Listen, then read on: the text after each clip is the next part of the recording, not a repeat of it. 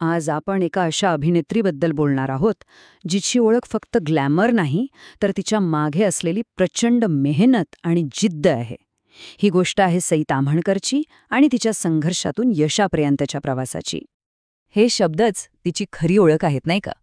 अडचणींना समस्या न मानता त्यातही मजा शोधण्याची हीच वृत्ती तिच्या प्रवासाचा मूळ आधार राहिली आहे. चला तर मग पाहूया हा दृष्टिकोन तिच्या कारकिर्दीत कसा महत्वाचा ठरला. तर ही गोष्ट आहे सांगलीसारख्या एका लहान शहरातून आलेल्या एका मुलीची, जिची पार्श्वभूमी खेळाची होती, पण तिने आपलं नशीब घडवलं ते अभिनय क्षेत्रात. हा प्रवास खरंच खूप प्रेरणादायी आहे. चला तर मग तिच्या प्रवासाची सुरुवात नक्की कुठून झाली ते पाहूया. आणि ही सुरुवात थोडी अनपेक्षित आहे, कारण अभिनय हे तिचं लहानपणीचं स्वप्न नव्हतंच. सईची पहिली ओळख अभिनेत्री नव्हती, तर एक खेळाडू होती. विचार करा, एक राज्यस्तरीय कबड्डीपटू, कराटेमध्ये ऑरेंज बेल्ट मिळवलेली मुलगी. पण मग एका स्थानिक नाटकाने तिचं आयुष्य असं काही बदललं की तिथून एका पूर्णपणे वेगळ्या प्रवासाला सुरुवात झाली. फक्त 17 वर्षांची असताना अभिनयाचं स्वप्न उराशी बाळगून घर सोडणं हा निर्णय खूप मोठा होता. आणि याच एका निर्णयाने, याच अनुभवाने तिला आतून आणि बाहेरून खूप कणखर आणि स्वतंत्र बनवलं. यश कधीच एका रात्रीत मिळत नाही, आणि सईचा प्रवास हेच आपल्याला दाखवतो.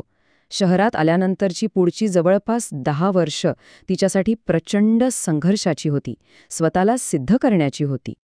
तिचा सुरुवातीच्या काळातला आलेख पाहिला तर तो सरळ नव्हता. तुझ्या विनासारख्या टीव्ही मालिकेतून तिने सुरुवात केली. गजनीसारख्या मोठ्या हिंदी सिनेमात काम मिळालं, पण भूमिका इतकी छोटी होती की ती कोणाच्या लक्षातही आली नाही. काही बोल्ड भूमिकांमुळे तिच्यावर टीकाही झाली. म्हणजे हा काळ खरं तर फक्त टिकून राहण्याचा आणि स्वतःला घडवण्याचा होता.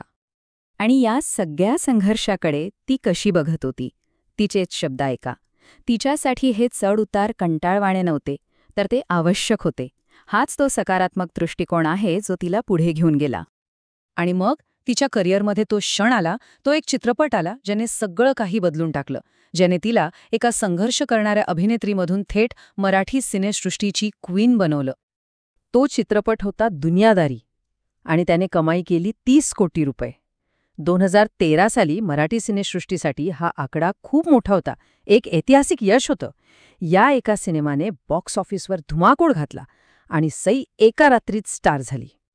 पण फक्त बॉक्स ऑफिसवरच नाही, या सिनेमाने सईची इमेज पूर्णपणे बदलून टाकली. शिरीनच्या भूमिकेतून तिने हे सिद्ध केलं की ती फक्त एक ग्लॅमरस चेहरा नाही, तर एक अत्यंत प्रतिभावान अभिनेत्री आहे. मग काय, दुनियादारीनंतर तिच्याकडे पुरस्कारांची जणू रांगच लागली. एका पाठोपाठ एक हिट चित्रपट आणि पुरस्कार मिळवत ती मराठीतल्या आघाडीच्या आणि सर्वाधिक मानधन घेणाऱ्या अभिनेत्रींपैकी एक बनली. मराठीमध्ये तर ती आता क्वीन होती, पण तिचं लक्ष होतं पुढच्या शिखरावर, म्हणजेच बॉलिवूडवर. पण मराठीत स्टार असलं तरी हिंदीतला प्रवास पुन्हा एकदा नव्या संघर्षाचा होता. हिंदीमध्ये तिने खूप विचारपूर्वक पावलं टाकली.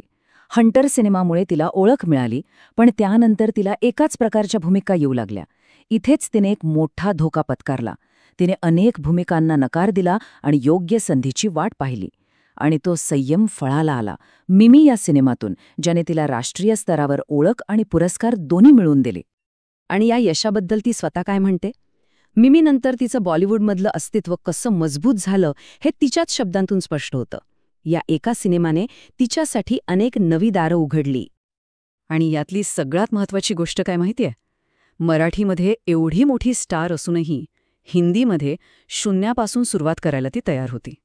आव्हानांना घाबरण्याऐवजी ती त्याला एक नवी ऊर्जा मानत होती. पण सई ताम्हणकरची ओळख फक्त एक अभिनेत्री इतकीच मर्यादित नाहीये. तिने अभिनयाच्या पलीकडेही स्वतःची एक वेगळी जागा निर्माण केली आहे. ते एक उत्तम अभिनेत्री तर आहेच, पण महाराष्ट्राची हास्यजत्रामध्ये ती नवीन कलाकारांसाठी एक मार्गदर्शक, एक परीक्षक आहे. आणि इतकंच नाही, तर ती एका फॅशन ब्रँडची सहसंस्थापक, म्हणजेच एक उद्योजिकासुद्धा आहे. तिने प्रत्येक भूमिकेत स्वतःला सिद्ध केलंय. तिच्या संपूर्ण प्रवासाचा सार जर एका शब्दात सांगायचं झालं तर तो शब्द आहे जिद्द, किंवा इंग्रजीत ज्याला रेझिलियन्स म्हणतात. म्हणजे पडल्यानंतर पुन्हा उठून उभं राहण्याची ताकद. हीच तिची खरी शक्ती आहे. आणि म्हणूनच इंडस्ट्रीत कोणताही गॉडफादर नसताना एका लहान शहरातून येऊन तिने जे यश मिळवलंय ते आज अनेक नवीन कलाकारांसाठी एक प्रेरणास्थान आहे. तिने हे सिद्ध केलंय की मेहनत आणि प्रतिभेच्या जोरावर काहीही शक्य आहे. तर मग या यशामागचं रहस्य काय? तिचा मंत्र अगदी सोपा आहे, पण खूप शक्तिशाली आहे. तो म्हणजे काहीही झालं तरी स्वतःवरचा विश्वास ढळू द्यायचा नाही. सईची ही संपूर्ण कहाणी ऐकल्यावर एक विचार मनात येतो. एखाद्या प्रवासाला खऱ्या अर्थाने सार्थक काय बनवतं? फक्त यश की तो संघर्ष, त्यातून शिकलेले धडे आणि त्यातून निर्माण झालेली जिद्द? नक्कीच विचार करण्यासारखा प्रश्न आहे.